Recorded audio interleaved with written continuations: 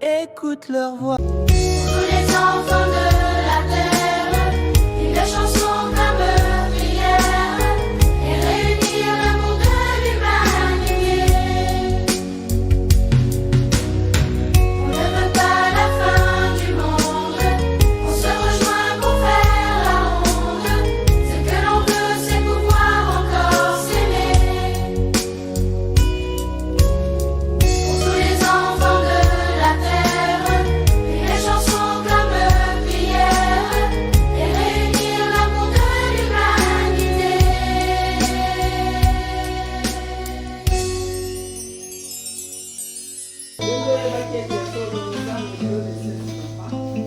Naître au milieu des tombes, ils sont nés au son des balles et des bombes, sans berceuse, sans lumière qui tombe, pas de doudou, juste la poussière et la peur qui se cache dans l'air. Les écoles sont fermées, les champs sont minés, leurs parents ont fui, certains sont éliminés, et dans leurs yeux un océan de silence, mais leur âme crie, leur cœur demande une chance. Qui prendra la main de ces enfants oubliés, qui séchera les larmes qu'on refuse de regarder? Ils n'ont pas choisi la guerre, ni la faim, ni l'exil. Naître au milieu des...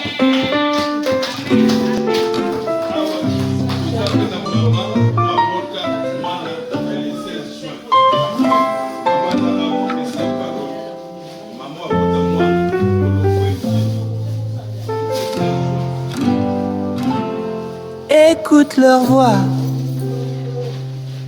Petits pieds nus sur une terre brûlée, enfants sans...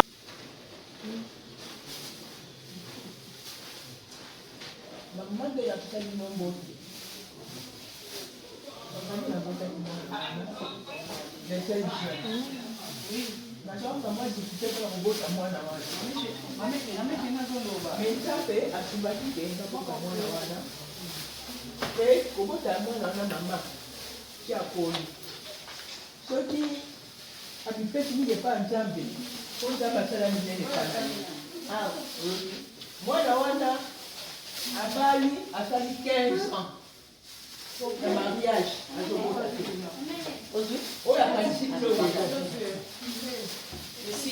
mais nakoleka kaka epa ya nzambe nakosela kaka epa ya nzambe na mabono mpe mawa na ye nzambe aye kosunga Kibuka Emma. Kibuka Emma. Kibuka Emma. yango na yango mpona kokanisa nzambe mpona kopesa nzambe antuka mipesa makasi na nzambe. On écrit sur les murs le nom de ceux qu'on aime, des messages pour les jours à venir. On écrit sur les murs à l'encre de nos veines, on dessine tout ce que l'on voudrait dire.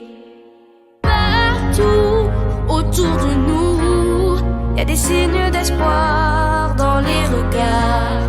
Donnons-leur écrit, car dans la nuit tout s'efface.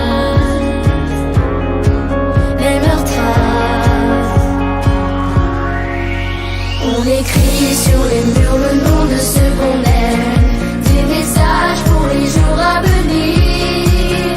On écrit sur les murs à l'encre de nos veines, on dessine tout ce que l'on voudrait dire. On écrit sur les murs la force de nos rêves, nos espoirs en forme de graffiti.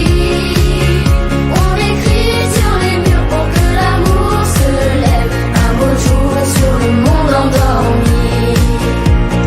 Des mots seulement gravés pour ne pas oublier, pour tout changer. Mélangeons demain dans un refrain nos visages, métissage. On écrit sur les murs le nom de ceux qu'on aime, des messages pour les jours à venir.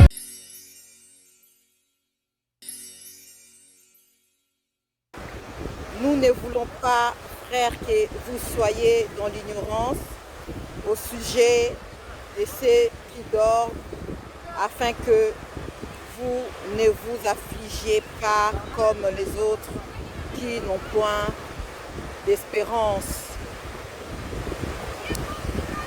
Dans quelques mois, ça va faire une année depuis que ma maman est partie.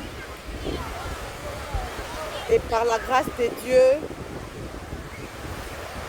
j'ai fait ce partage avec vous tous,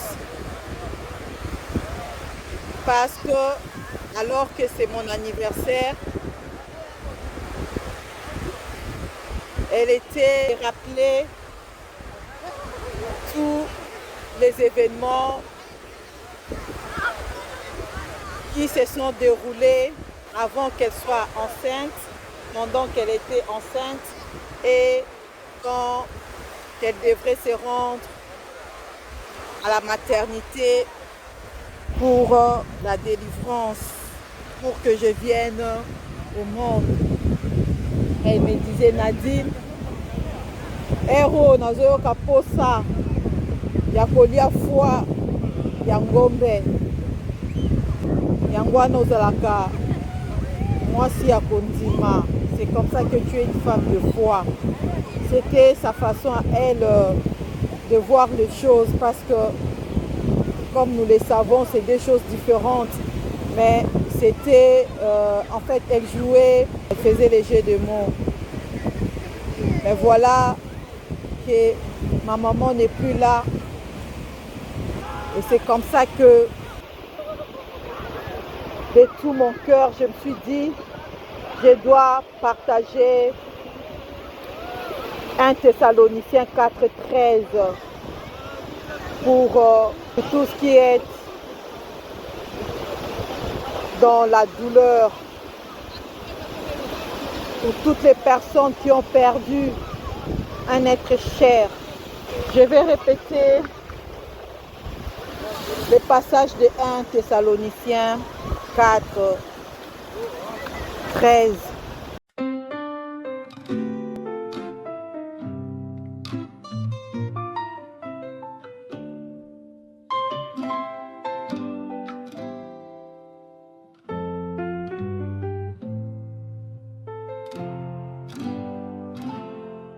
Écoute leur voix. Sala yango abotama le 16 juin. Yango akanisi bino. Bona nanga akanisi bino basi ya basoda o kuta na maternité. Ya boti le 15. Écoute leur voix. Petit pieds nus sur une terre brûlée. Enfance, être au milieu des tombes. Ils sont nés au son des balles et des bombes. Sans même lumière qui tombe. Pas de doudou, juste la poussière. Et la peur. Kibuka Emma. Kibuka Emma. Yango na yango mpona kokanisa te lokola kokanisa belarika en tout cas mipesa makasi na nzambe yango wana mama ozosango toba ya keswa baproblème te koswa difficulté tokangama na nzambe mpo nzambe abandaka lisaka nzambe abundaka mpe alongaka oyo nzambe abongisi moto ya mokili akoki kolonga moto ata akangi misuka yango bokolisama na ndenge mwana balelo soki namoni nakoko na ngai nakumisaka nzambe yango toyina kopesaka bino atie ke soit problème bokonfidaka nzambe suka nzambe akoyamela. Amen mama, amen. Donc Merci pour l'espérance que nous avons dans la résurrection des morts. Même face à la mort, nous savons que nos proches ne sont pas perdus. Moi, je peux dire, je sais que ma maman n'est pas perdue pour toujours, mais qui dort jusqu'au jour de la résurrection. Aide-moi à m'accrocher à cette espérance, surtout en temps de chagrin et de deuil. Donne-moi la force et la foi de vivre ma vie avec confiance et but, sachant que ma vie a une signification éternelle, que je ne perds jamais de vue l'espérance que j'ai en toi, Seigneur Jésus-Christ, la résurrection et la vie. Je les dirai également à vous tous qui en ce moment vous pleurez un être cher, que Dieu vous aide à vous accrocher à cette espérance, surtout en temps de chagrin et de deuil. Ce temps que vous traversez, que Dieu vous donne la force et la foi de vivre votre vie avec confiance et but, sachant que nos vies à tous ont une signification éternelle, que nous ne perdions jamais de vue l'espérance que nous avons en Jésus-Christ, qui est la résurrection et la vie. Moi, je sais que je dois accepter qu'en ce jour de mon anniversaire, que ma maman à moi ne pourra plus chanter pour moi joyeux anniversaire, comme elle n'a pas pu le faire le 1er août 2024 pour l'anniversaire de sa petite fille, parce qu'elle était dans le coma et qu'elle est partie le 2 août. Mais du moins, elle est en paix là où elle est. J'ai la foi que ma maman est en paix là où elle est. Elle est bien entourée de l'amour de Dieu. Elle est en paix. J'ai la foi qu'elle a combattu les bons combats de la foi et qu'elle a remporté la coupe. J'ai envie de dire aussi que ma maman, peut-être qu'elle a accompli la mission pour laquelle elle a été envoyée ici-bas. Elle m'a porté dans son ventre, dans son sein. Elle m'a donné ce qu'elle avait à me donner, son amour, son amour, son amour. Merci maman. Je vais donner cet amour à ma fille parce que tu m'as porté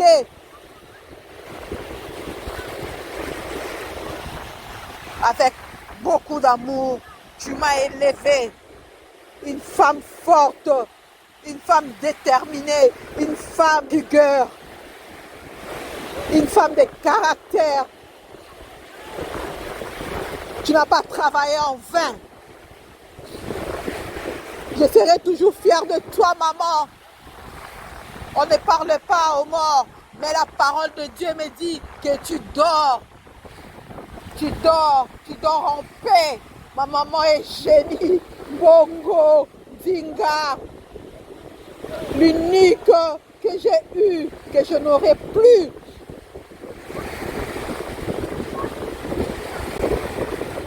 Dieu soit glorifié parce qu'il nous dit qu'il est là, qu'il ne nous laissera pas, qu'il ne nous abandonnera jamais. Il sera toujours là avec nous. Merci Seigneur pour ta fidélité. Tu es là et c'est toi celle qui sèche les larmes. Merci. Femme noire, femme africaine. Oh toi ma mère, Eugénie Mbongo, je pense à toi. Oh ma maman, oh ma mère, toi qui me portas sur le dos, toi qui m'as porté dans ton ventre, dans ton sein, toi qui m'as allaité, toi qui gouvernas mes premiers pas, toi qui la première m'ouvrit les yeux, femme du grand fleuve, femme africaine, femme forte, femme congolaise. Oh toi ma mère, femme des prières, je pense à toi. Oh, toi maman, maman Eugénie Mbongo, oh ma mère, toi qui as essuyé mes larmes, c'est toi qui as essuyé mes larmes, c'est toi, c'est toi, c'est toi. Toi qui patiemment supportais mes caprices, les caprices de Nadine, c'est toi seul qui arrivais à les supporter. Ah!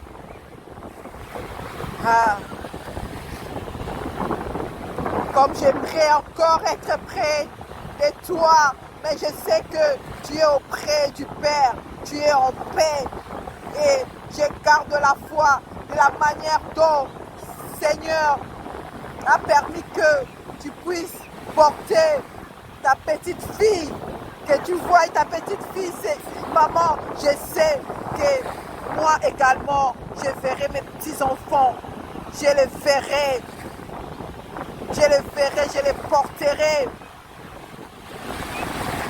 je verrai mes arrière-petits-enfants et par la grâce de Dieu, nous nous reverrons au son de la trompette. Oui, être enfant près de toi, femme simple, femme de la résignation. Oh toi ma mère, je pense à toi. Oh maman Eugénie, de la grande famille africaine, congolaise, ma pensée toujours se tourne vers Dieu et vers toi, femme noire, femme africaine. Oh toi ma mère, merci. Merci maman, merci pour tout ce que tu fais pour moi, ta fille. Tu m'as porté, femme Écoute noire, leur voix. femme africaine. Oh toi ma mère. Petit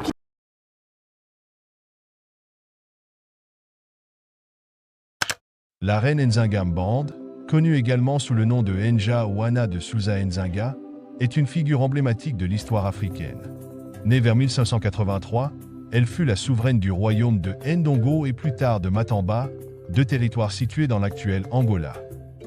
Nzinga est aujourd'hui considéré comme l'un des plus grands symboles de résistance africaine face à la colonisation européenne, en particulier contre l'Empire portugais. Ce qui distingue Nzinga des autres figures historiques de son époque, c'est sa capacité à combiner la diplomatie, la stratégie militaire et la gouvernance éclairée dans un contexte extrêmement hostile. Elle a su non seulement défendre son peuple contre la traite négrière, mais aussi jouer un rôle essentiel dans la préservation de la souveraineté de son royaume.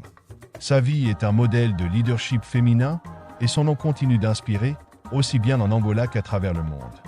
Nzinga est particulièrement connue pour ses talents de négociatrice habile, capable de dialoguer avec des puissances européennes tout en maintenant des alliances avec d'autres royaumes africains.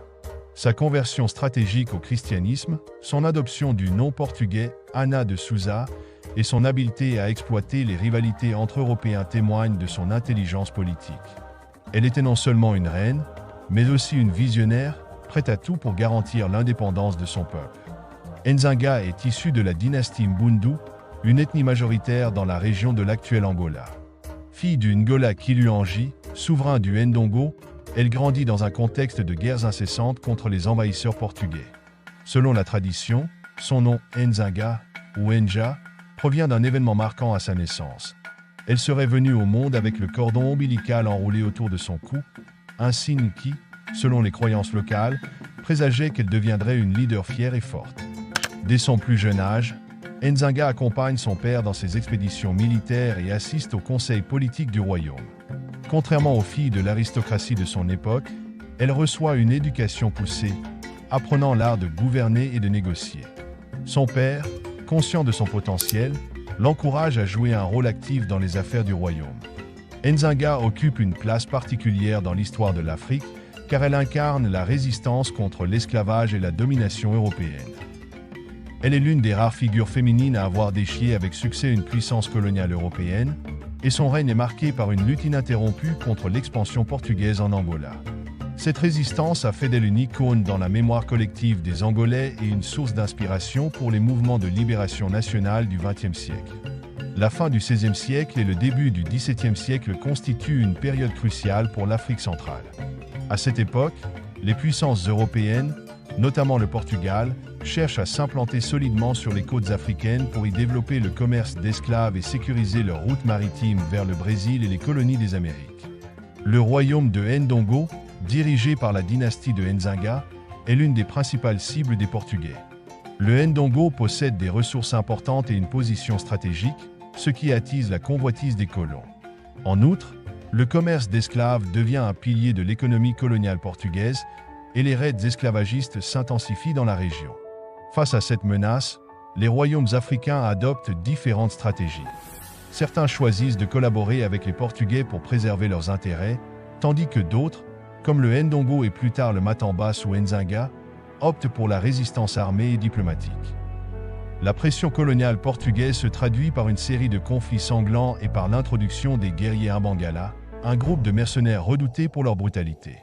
Ces guerriers, d'abord utilisés par les Portugais, finissent par semer le chaos dans la région, détruisant des villages entiers et capturant des milliers de personnes destinées à l'esclavage. En parallèle, les tensions religieuses s'intensifient. Le Portugal, sous l'influence de l'Église catholique, impose le christianisme aux populations locales, mais Nzinga saura exploiter cette dynamique en se convertissant elle-même au christianisme, non pas par conviction, mais comme une arme diplomatique pour obtenir des alliances et légitimer son pouvoir face aux Européens. L'objectif de cette vidéo est de raconter l'histoire de Nzinga d'un point de vue africain, en mettant en lumière les luttes, les stratégies et l'héritage d'une reine qui a marqué son époque. Il est essentiel de s'appuyer uniquement sur des sources historiques fiables et de croiser les récits pour éviter toute distorsion coloniale de son histoire. Cette vidéo se veut une restitution fidèle de la vie de Nzinga, une figure souvent méconnue en Occident mais dont l'héritage reste fondamental pour comprendre la résistance africaine face à la colonisation. Nous allons ainsi plonger dans les détails de sa vie, en explorant non seulement ses exploits militaires et politiques, mais aussi son rôle de pionnière dans la défense de l'identité culturelle africaine. Nzinga est né vers 1583 au sein de la dynastie Mbundu, l'une des principales ethnies de l'Angola précoloniale. Cette dynastie régnait sur le royaume de Ndongo, dont le souverain portait le titre de Ngola, un mot qui donna plus tard son nom au pays, Angola. Le père de Nzinga, Ngola Kiluangi, était un dirigeant respecté, connu pour sa capacité à tenir tête aux Portugais qui tentaient déjà de coloniser la région et de contrôler le commerce des esclaves. La mère de Nzinga, la reine Kangela, appartenait également à une lignée noble. Nzinga avait plusieurs frères et sœurs, dont Bandi, son frère aîné, qui jouera un rôle clé dans sa vie politique ultérieure. Dès son plus jeune âge, Nzinga fut immergé dans un environnement royal et guerrier, où les affaires politiques, les guerres et les alliances jouaient un rôle central dans la survie du royaume. La société Mbundu attachait une grande importance aux valeurs familiales, au respect des ancêtres et à la transmission de la culture. Ces éléments ont façonné l'éducation de Nzinga, lui donnant une profonde connaissance des traditions locales et une forte identité culturelle qui resteront au cœur de sa gouvernance future. Contrairement à la majorité des femmes de son époque, Nzinga reçut une éducation militaire et politique complète sous la supervision directe de son père. Le Ngola Kiluanji, conscient des menaces extérieures croissantes et du rôle crucial des femmes dans la culture mbundu, décida de former sa fille aux arts de la guerre et de la diplomatie. Nzinga accompagnait son père sur les champs de bataille et lors des conseils de guerre. Elle apprit à manier les armes, à monter à cheval et à commander des troupes. Cette formation militaire précoce fit d'elle une redoutable stratège, capable de mener des offensives militaires tout en défendant les intérêts de son royaume face aux envahisseurs portugais. Parallèlement, elle reçut une éducation politique qui lui permit de comprendre les rouages de la gouvernance et de la diplomatie. Elle fut initiée aux relations avec les autres royaumes africains voisins et à la manière de négocier avec les puissances européennes qui tentaient d'étendre leur influence dans la région. Cette double formation, politique et militaire, fut cruciale dans son ascension future au pouvoir. Les valeurs culturelles et spirituelles des Mbundu occupaient une place centrale dans l'éducation de Nzinga. Cette ethnie croyait en un lien fort entre les vivants et les ancêtres, ce qui impliquait un respect profond des traditions et des rites. Les souverains Mbundu, en particulier, étaient considérés comme des figures sacrées, garantes de l'équilibre entre les forces naturelles et spirituelles. Nzinga fut initié aux pratiques spirituelles de son peuple, notamment aux rituels qui renforçaient le pouvoir et l'autorité des dirigeants. Elle participa activement aux cérémonies religieuses, ce qui lui permit de gagner la confiance des chefs locaux et de s'imposer comme une figure spirituelle forte au sein de son royaume. Cette dimension spirituelle jouera un rôle clé dans sa gouvernance. Nzinga utilisera plus tard les croyances et les traditions Mbundu pour unifier son peuple et légitimer son pouvoir face aux critiques, notamment lorsqu'elle sera accusée d'usurper le trône après la mort de son frère. Selon la tradition Mbundu, un événement particulier à la naissance de Nzinga marqua son destin. Elle serait née avec le cordon ombilical enroulé autour du cou. Dans la culture locale, ce signe était interprété comme un présage indiquant que l'enfant serait doté d'une grande force de caractère et destiné à devenir un leader. Une femme sage aurait prophétisé que Nzinga deviendrait reine un jour et qu'elle mènerait son peuple dans des périodes de grandes épreuves. Cette prophétie joua un rôle important dans la construction de son image en tant que future souveraine. Dès son plus jeune âge, elle fut perçue comme une enfant spéciale, destinée à accomplir de grandes choses. Ce mythe contribua également à renforcer son autorité lorsqu'elle accéda au pouvoir, car il lui donnait une aura presque divine aux yeux de son peuple. Nzinga elle-même utilisa habilement cette légende pour asseoir son pouvoir. Elle se présenta non seulement comme une reine guerrière, mais aussi comme une figure investie d'une mission divine pour protéger et guider son peuple. Cette capacité à exploiter les croyances populaires et les symboles culturels fit d'elle une dirigeante redoutée et respectée, autant par ses alliés que par ses ennemis.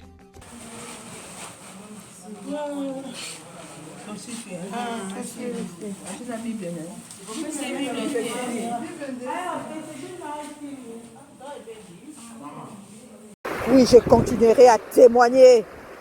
Témoigner, Seigneur, ce que tu as fait de moi, la personne que je suis devenue, Seigneur, après 15 ans d'attente pour devenir maman. Merci, Seigneur, d'avoir fait de moi une mère heureuse par ta grâce.